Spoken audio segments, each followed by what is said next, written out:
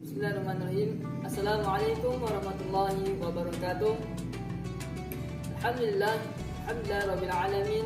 Wassalatu wassalamu ala asyrafil anbiya'i wal mursalin wa ala alihi wa sahbihi rasulillahi ajma'in. Amma ba'du. Puji syukur kita panjatkan atas kehadiran Allah Subhanahu wa taala yang mana telah memberikan kenikmatan berupa kesehatan, kesempatan sehingga pada kali ini kita dapat bertemu kembali. Salawat serta salam tak lupa kita hadiahkan buat junjungan alam, yakni Nabi besar Muhammad sallallahu alaihi wasallam dengan lafaznya Allahumma shalli ala sayyidina Muhammad wa ala ali sayyidina Muhammad. Semoga dengan seringnya kita berselawat kepada beliau, kita akan mendapatkan syafaat di jauh-jauh lahir nanti. Amin ya rabbal alamin. Sebelum kita masuk pada video pembahasan kita kali ini, izinkan saya untuk memperkenalkan diri terlebih dahulu. Saya Muhammad Syahrizal dari jurusan Dakwah dan Komunikasi Islam, Prodi Manajemen Dakwah semester 4. Pada video kali ini, saya akan membahas mengenai tata cara dalam merangkai kata-kata untuk berbicara di depan umum. Teman-teman sekalian, banyak di antara kita yang terkadang ketika kita disuruh untuk maju ke depan berbicara di depan forum seperti menjadi MC atau lain sebagainya, itu kita menolak dengan alasan kita tidak bisa berbicara. Namun nyatanya bukan kita tidak bisa berbicara, tetapi kita tidak bisa bagaimana untuk mengatur ataupun merangkai kata-kata untuk kita sampaikan kepada audiens. Nah, pada video kali ini akan dibahas mengenai penyusunan tahap per tahap atau step by step dalam menyusun sebuah kata-kata yang akan kita sampaikan dalam forum. Langsung saja kita masuk pada tahapan yang pertama, yaitu salam.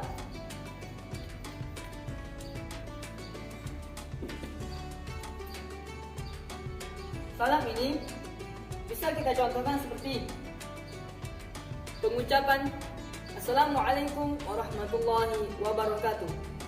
Ada juga yang mengucapkan seperti Assalamualaikum warahmatullahi wabarakatuh. Namun pada ketika kita berada dalam sebuah kajian atau tabligh akbar, itu berubah lagi nada pengucapannya, tergantung daripada cara kita pembawaannya.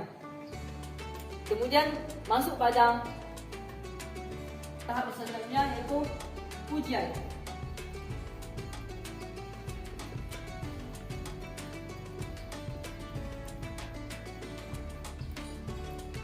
Pujian di sini bisa kita contohkan seperti pengucapan Alhamdulillahirabbil alamin serta rasa syukur kita terhadap apa yang kita rasakan saat ini. Kemudian kita masuk pada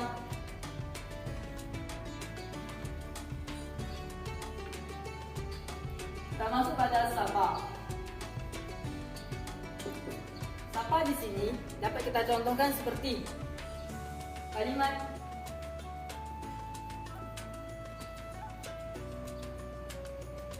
yang terhormat kepada Bapak Ibu, kepada kepala desa atau kepada pengurus masjid dan audiens masyarakat. Kemudian kita masuk pada tahap briefing. Briefing di sini ia merupakan sebuah cara bagaimana cara kita untuk menarik perhatian atau fokus daripada audiens terhadap apa yang kita sampaikan. Karena sebelum kita memulai sebuah penyampaian materi, terlebih dahulu kita harus memfokuskan audiens terhadap apa yang kita sampaikan agar audiens tidak terfokus pada hal-hal yang lainnya.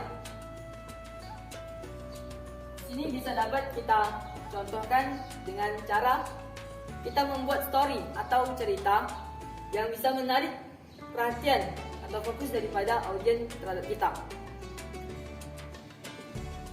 Kemudian kita masuk pada tahap yang selanjutnya, yaitu purpose.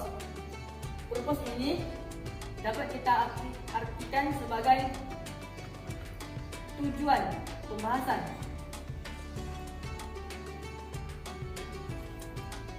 Pada bagian ini, sebelum kita memulai sebuah pembahasan atau penyampaian materi, alangkah lebih baiknya kita sampaikan dulu bab per bab atau poin per poin yang akan kita sampaikan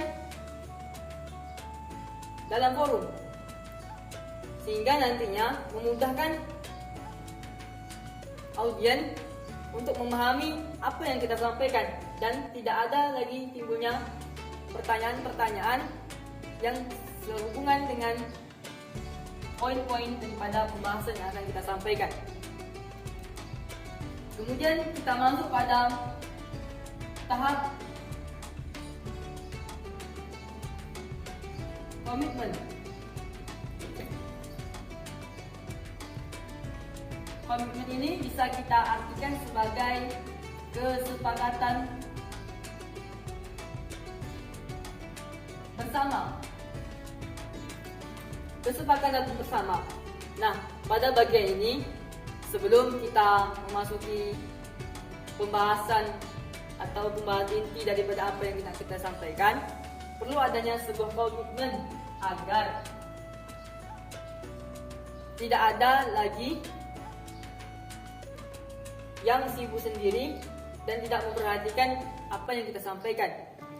Seperti kita contohkan, ketika dalam forum itu kesepakatan bersamanya tidak ada yang main handphone ketika di dalam forum. Namun ketika ada yang telepon, silahkan angkat telepon di luar forum. Dan itu menjadi sebuah kesepakatan bersama sehingga dapat berjalannya dengan baik kegiatan yang dilakukan di dalam forum tersebut. Kemudian kita masuk pada tahap selanjutnya, yaitu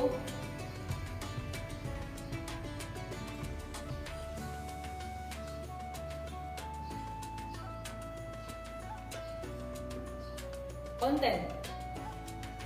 Konten di sini yakni pembahasan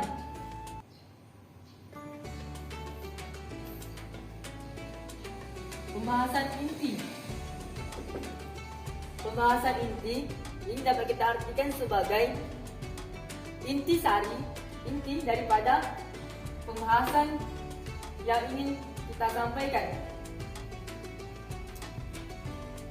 Pada pembahasan inti ini, dia menentukan seberapa pahamnya audiens terhadap apa yang kita sampaikan, dan nantinya tidak ada yang bertele-tele dan sehingga memudahkan audiens untuk memahaminya. Kemudian kita masuk pada graphing. Graphing ini sama dengan halnya graphing yang pertama tadi. Itu kita setelah pada kita menyampaikan materi pembahasan, kita melakukan sebuah story kembali atau cerita kembali sehingga fokus daripada audiens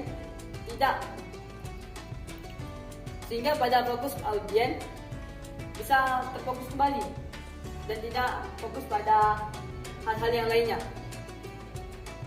Ini fungsi daripada graphing ini tadi.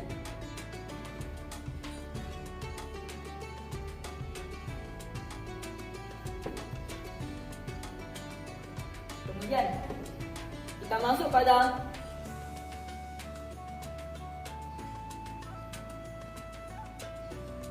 pada conclusion. Conclusion ini dapat kita artikan sebagai kesimpulan. Kesimpulan atau intisari daripada pembahasan yang kita sampaikan. Karena jika tidak adanya kesimpulan, maka akan sulit audien untuk memahami pembahasan yang kita sampaikan. Kesimpulan ini kita memperas pembahasan yang kita sampaikan tadi sedetail mungkin dan sesingkat agar mudah dipahami oleh audien dan bisa ia terapkan dalam kehidupannya sehari-hari, terkhususnya pada ketika ia ingin menyampaikan sesuatu ke forum atau khalayak ramai. Nah, kemudian kita masuk pada tahap penghargaan.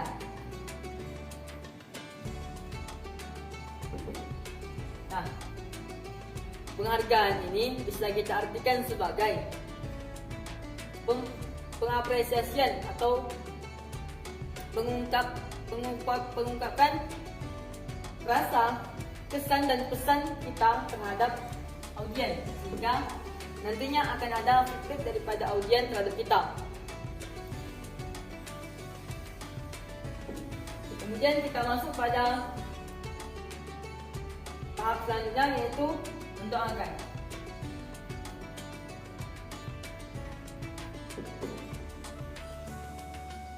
Pada tahap mendoakan ini,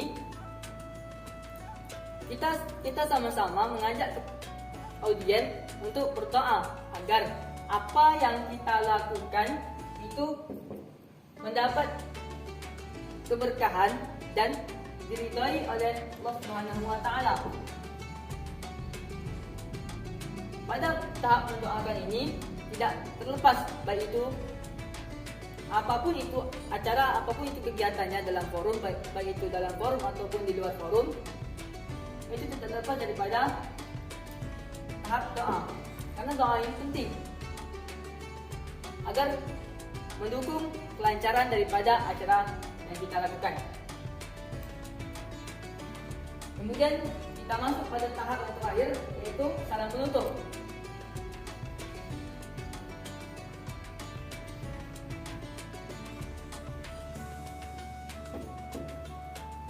Pada salam penutup ini adalah merupakan tahapan di mana kita akan mengakhiri acara yang kita lakukan di dalam forum tersebut, seperti ucapan salam. Namun terkadang ada orang yang membawakan sebelum mengakhiri ataupun sebelum salam penutup ini itu memberikan sebuah pantun. Itu nantinya tergantung daripada pembawaan dari masing-masing individu. Nah, dari kerangka yang telah dijelaskan ini tadi, maka akan timbul yang namanya sebuah narasi. Karena narasi akan timbul ketika ada susunan kerangka ini tadi. Jika tidak ada susunan kerangkanya, maka tidak akan timbul sebuah narasi. Nah, kemudian setelah adanya narasi, maka akan didukung dengan adanya sebuah durasi.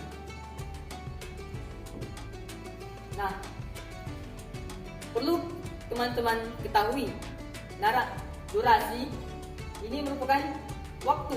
Biasanya setiap kegiatan yang kita lakukan di dalam forum itu ditentukan waktunya. Misalnya, kadang ada yang waktunya cuma 15 menit, 30 menit, bahkan ada yang 2 jam. Nah, dari banyaknya kerangka ini tadi,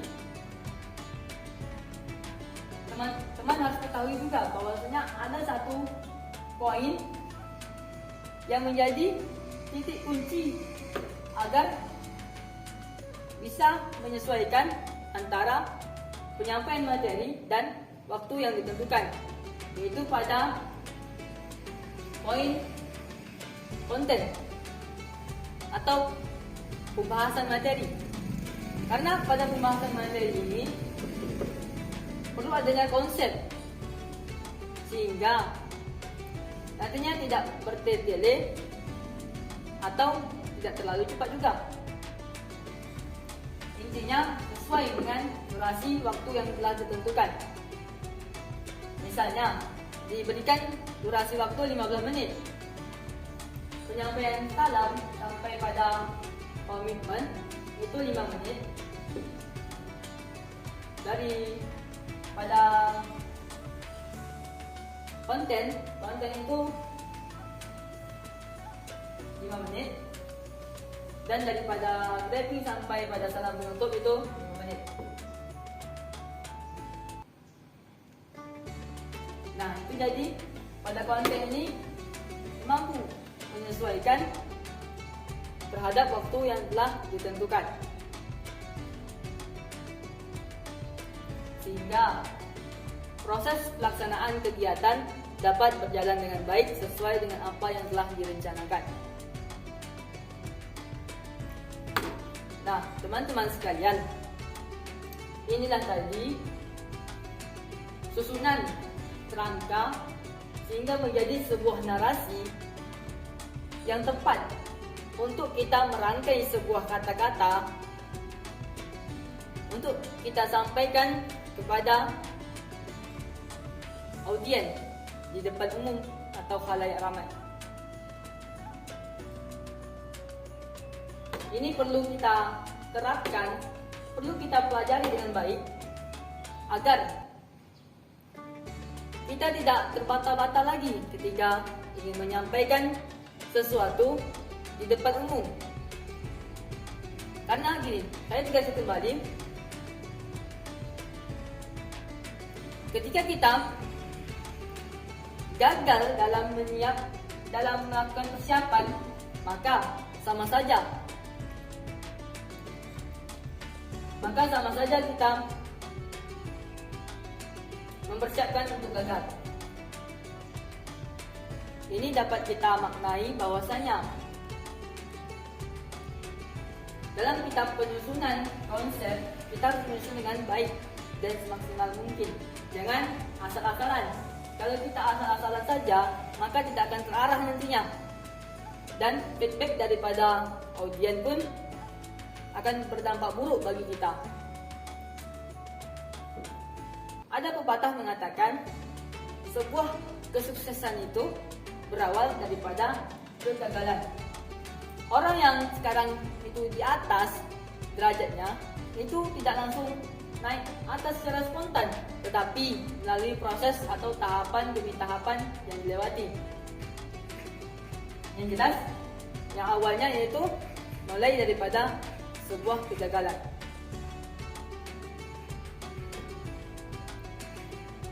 Teman-teman sekalian, mungkin pada video kali ini hanya materi ini yang bisa saya sampaikan. Semoga apa yang saya sampaikan ini bisa bermanfaat dan bisa kita terapkan dalam kita mengatur kata-kata dalam suatu forum. Untuk itu, saya pamit undur diri.